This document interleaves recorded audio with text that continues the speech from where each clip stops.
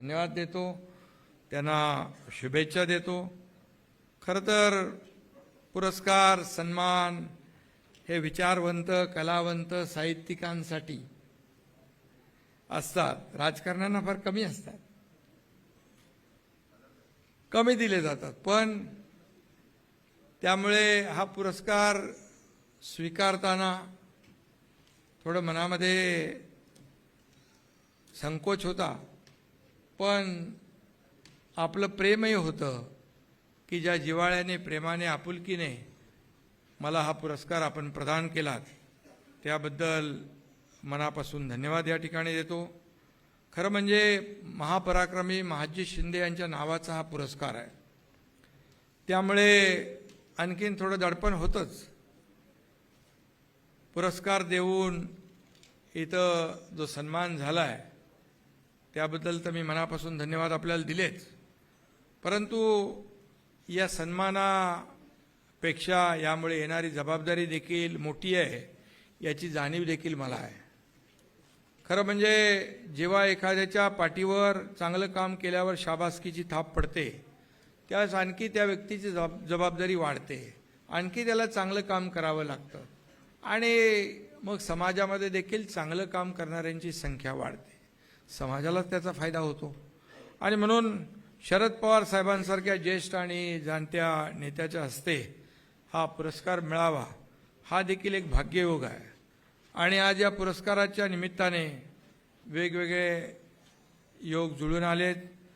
महादजी शिंदेंचं घराणं सातारा जिल्ह्यातलं कनेरखेड, ज्योतिरादित्यजी या महापराक्रमी लढवय्याच्या जन्मभूमीतच माझाही जन्म झालेला आहे आणि हे देखील मी माझं मोठं भाग्य समजतो। पुरस्कार ज्यांच्या नावे आहे त्यांचं ते आहेत महापराक्रमी महादजी शिंदे।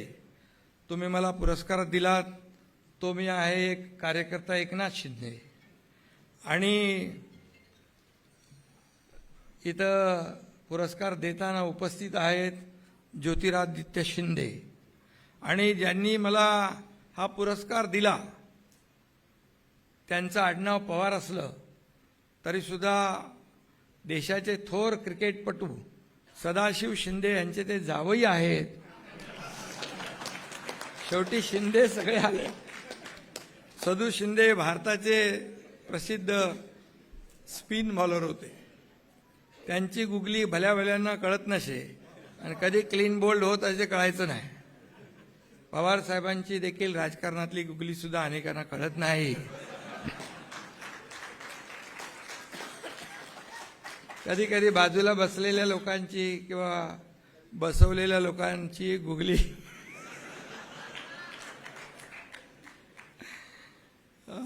पण माझ्याबद्दल थोडं मी वेगळं सांगतो। माझे आणि पवार साहेबांचे अगदी प्रेमाचे आणि जिव्हाळ्याचे संबंध आहेत। त्यांनी आजवर मला कधी गुगली टाकली नाही आणि यापुढे टाकणार नाहीत असा विश्वास आहे। खरं म्हणजे महादजी शिंदे हे आभाळा एवढं व्यक्तिमत्व होतं। ते महाप्रतापी रणधुरंधर होते, मुरलेले मुत्सद्दी होते, जलकल्याणाची दृष्टी असलेले राज्यकर्ते होते, ते आदर्श शासकही होते, सेनापती होते, कुशल योद्धे होते, खऱ्या अर्थाने ते महानायक होते। आणि त्यांच्यामुळेच मराठा साम्राज्याला स्थैर्य लाभलं। पानिपतचं युद्ध इतकं भीषण होतं की मराठा साम्राज्याचा अस्त झाला अशी परिस्थिती त्यावेळेस निर्माण झाली होती। कुठे आशेचा किरण दिसत नव्हता, पण तशा परिस्थितीत महादजी शिंदे यांनी पराक्रम करून अवघ्या 10 वर्षात पुन्हा दिल्ली जिंकली, दिल्लीच्या तख्तावर आपला भगवा फडकवला। मराठ्यांचा भगवा पुन्हा दिल्लीवर डौलाने फडकला, अभिमानाने फडकला, आणि योगायोगाने कालच म्हणजे 10 फेब्रुवारी रोजी या पराक्रमाला 254 वर्ष पूर्ण झाली। तसं गेल्या 8 तारखेला पण दिल्लीच्या तख्तावर भगवा फडकला आहे। अटक से कटक तक हिंदवी स्वराज्यासाठी पराक्रम गाजवलेल्या महादजी शिंदेंचं नाव इतिहासाच्या पानात अजरामर झालेलं आहे. स्वाभिमानाने पेटून कसं उठायचं ते छत्रपती शिवाजी महाराजांनी आपल्याला शिकवलं. प्रचंड मोठ्या पराभवानंतर सुद्धा राखेतून अंगार कसा फुलवायचा ते महादजी शिंदे यांच्यासारख्या थोर सेनानीने आपल्याला शिकवलेलं आहे. खरोखरच महाराष्ट्राच्या इतिहासामध्ये अशी काही नररत्न होऊन गेली ज्यामुळे आज आपण मराठी आहोत असं अभिमानाने म्हणू शकतो. त्याच्या मागे देखील महादजी शिंदेसारख्या महापराक्रमी योद्ध्यांची प्रेरणा आहे. महादजी शिंदेंच्या कर्तबगारीमुळेच इंग्रजांची भारतातली सत्ता 50 वर्षांनी लांबली असल्याचं मत ज्येष्ठ इतिहासकार डॉक्टर सदानंद मोरे यांनी व्यक्त केलं आहे. यातच सगळं काय आलं. महादजी शिंदे नसते तर 50 वर्ष आधी इंग्रज आपल्याकडे आले असते आणि आपल्याला इंग्रजांची गुलामगिरी पत्करावी लागली असती.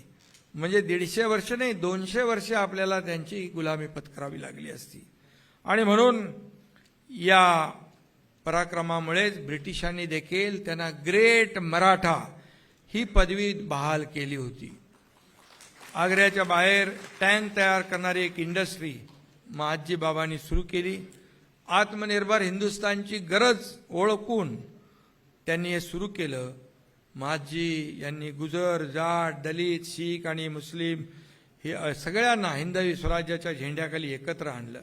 खऱ्या अर्थाने त्यांनी सैन्यामध्ये सगळ्या लोकांना एकत्र आणून एकजुटीचं दर्शन घडवलं. गोवंश हत्याबंदीचं शाही फरमान काढणारे ते पहिले राज्यकर्ते होते. आणि खरं म्हणजे महादजी बाबांनी तलवार चालवली आणि लेखणी मगाशी आधीच्या वक्त्यांनी सांगितलं. ते कवी होते, लेखक होते, गळ्यात तुळशीची माळ घालायचे, काय काय म्हणजे एक विविध रूप त्यांची आपण वाचतो. आणि ज्ञानेश्वरीवर निरूपण करणारा एक टीका ग्रंथही तयार केला. ते हातामध्ये वीणा घेऊन भजनही गात असत. त्यांनी अनेक कविता, अभंग सुद्धा लिहिले. त्यातल्याच एका पुस्तकाचं आज इथे प्रकाशन देखील झालं.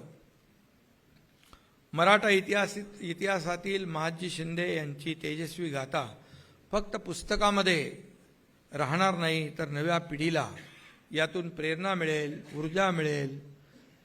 आणि असे प्रयत्न आपल्याकडून व्हायला पाहिजेत. आणि म्हणून उद्या महादजी शिंदे यांची पुण्यतिथी देखील आहे.